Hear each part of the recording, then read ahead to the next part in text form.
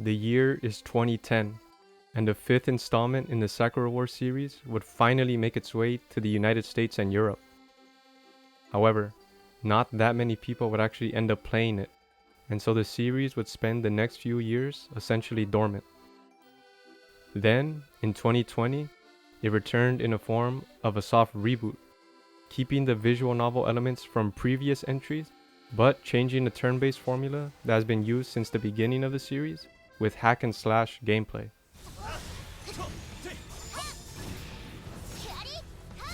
Now, as someone who has played these two games, I can tell you that while the new direction definitely has potential, the gameplay systems its predecessor had established before feel more thought out and more unique.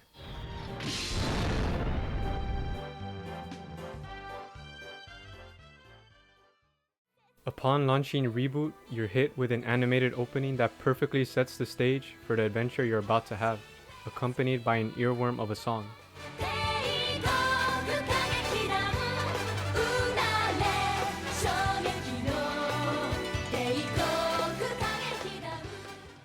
The basic premise of the story is that you play as the leader of the Flower Division, a team tasked with protecting a 1940s Japan from robots and demons by using these little mechs. The mechs themselves may not seem like much, but thanks to them, everyone in your team is capable of zooming around on the ground, in the air, or even on walls. As you continue playing, you'll notice that piloting your little mech feels pretty good. Everyone's got their own unique attack strings which feel great, especially when you land the powerful combo finishers.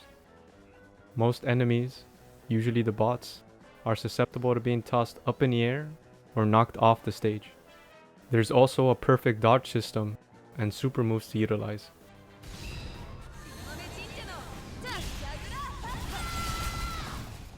So the combat in Reboot feels good and looks good, but all that's missing so far is a little more variety in how you fight. Then you realize that you can swap between up to 2 other characters, and it seems like there's going to be a way to somehow work with your Flower Division allies during the action. But unfortunately, there's no real teamwork to display here. You can freely swap between your active party, but you can't interact with them in any meaningful way, which is really disappointing considering you spend the other half of this game getting to know each of the Flower Division members. Whoever isn't in your current control is left to be managed by an AI, which doesn't even seem to make much of an impact, leaving you to basically do most of the work alone. The idea that you're the leader of these people and are working together as a team is weakly reinforced, and so there's a disconnect that's felt when you switch from talking and building bonds with someone to fighting as them or beside them, but never with them. Without any other mechanics that could offer some much needed depth, what's left to play with is a combat system that's passable, but ultimately nothing special.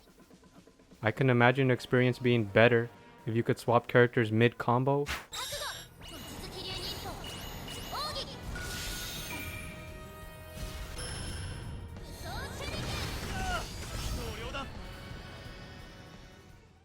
or if you could command your allies to position themselves for an attack and strike the same target, adding that much needed combat depth and cohesion with the social sim aspects.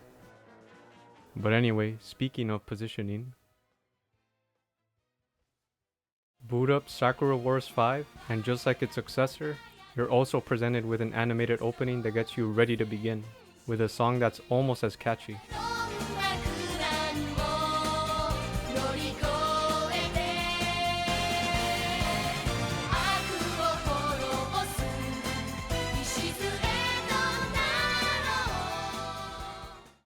This time, you're in a 1920s New York, and you control the leader of the New York Combat Review. You still pilot a mech and fight against robots and demons, but this time, everyone's decided to be fair and take turns during battle.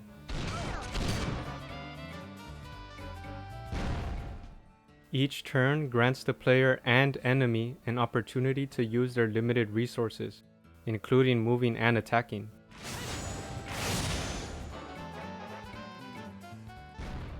You command everyone on your team, So it is up to you to determine how best to use the New York Combat Review's turns so as to not get overwhelmed by the enemy.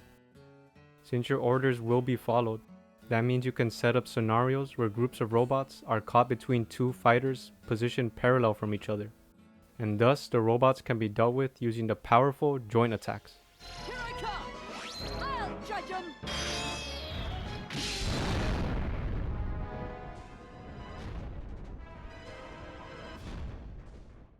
This should be your go-to move whenever possible, as it's more efficient than wasting all your energy on taking down robots one by one, reinforcing this idea of teamwork. Plus, each one is accompanied by a comically large explosion, so it feels great to connect every time. Additionally, the amount of damage each joint attack does correlates with your actions outside of battles, the choices you make when you're hanging out with your allies. So choose the best dialogue option during downtime,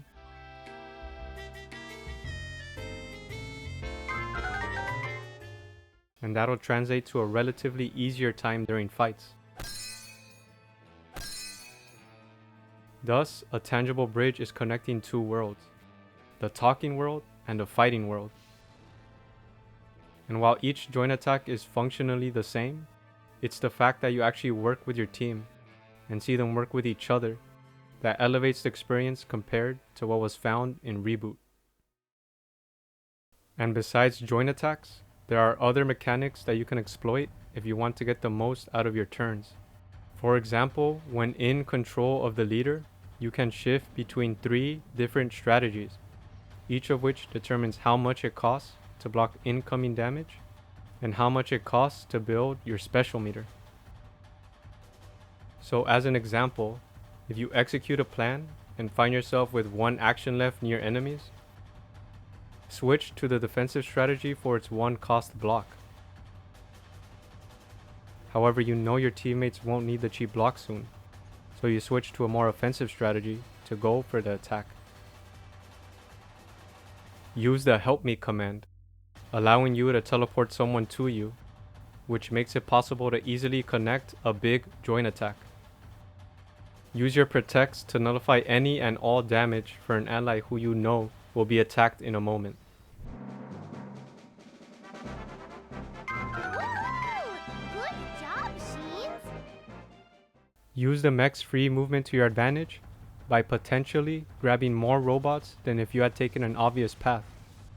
And on top of every mechanic I've mentioned so far, this game also features aerial combat, which isn't super different from ground combat, but hopefully by now you understand that all these things help in creating a very unique and enjoyable game that's fun to play.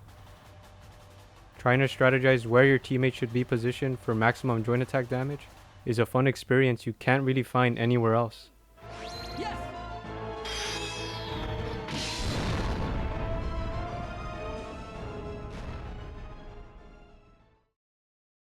Hopefully Sakura Wars makes a return sometime soon, and hopefully with the gameplay found in 5.